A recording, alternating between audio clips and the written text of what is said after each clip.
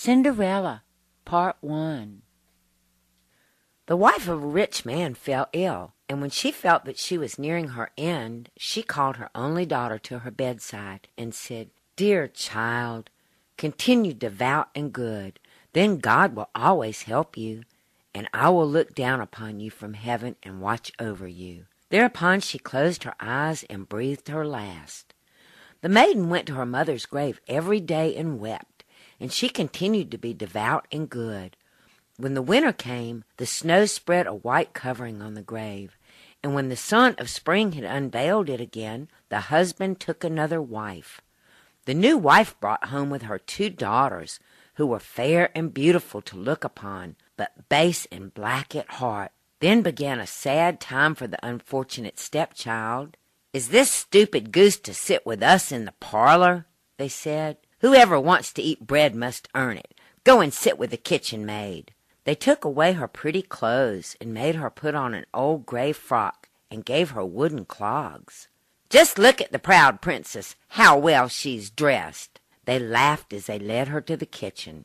There the girl was obliged to do hard work from morning till night, to get up at daybreak, carry water, light the fire, cook and wash. Not content with that, the sisters inflicted on her every vexation they could think of. They made fun of her, and tossed the peas and lentils among the ashes, so that she had to sit down and pick them out again.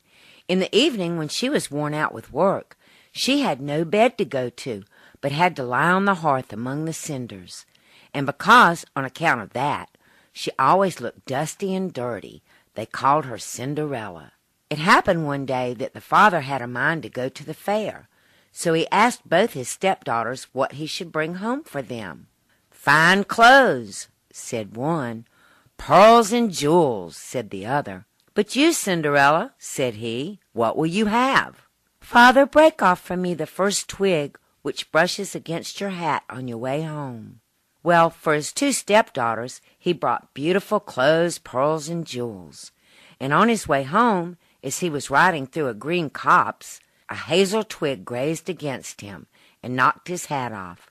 Then he broke off the branch and took it with him. When he got home, he gave his stepdaughters what they had asked for, and to Cinderella he gave the twig from the hazel tree.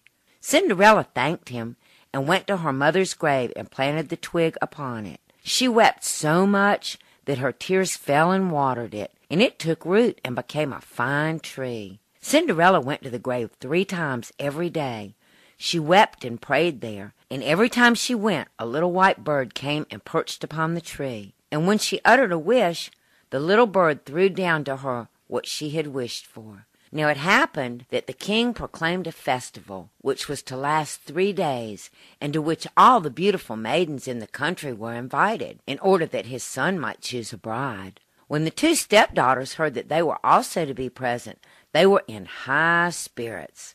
They called Cinderella and said, "Brush out our hair, clean our shoes, fasten our buckles, for we are going to the feast at the king's palace."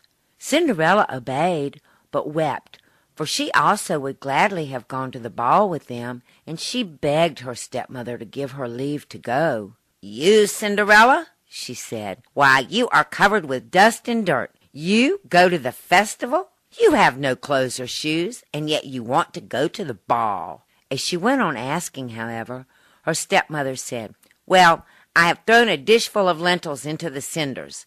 If you have picked them all out in 2 hours, you shall go."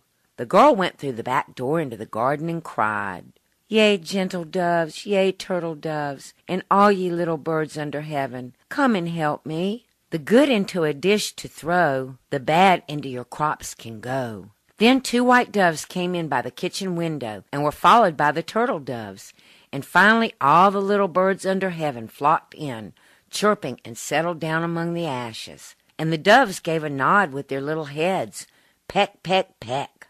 And then the rest began also, peck, peck, peck, and collected all the good beans into the dish. Scarcely had an hour passed before they had finished and had all flown out again. Then the girl brought the dish to her stepmother, and was delighted to think that now she would be able to go to the feast with them.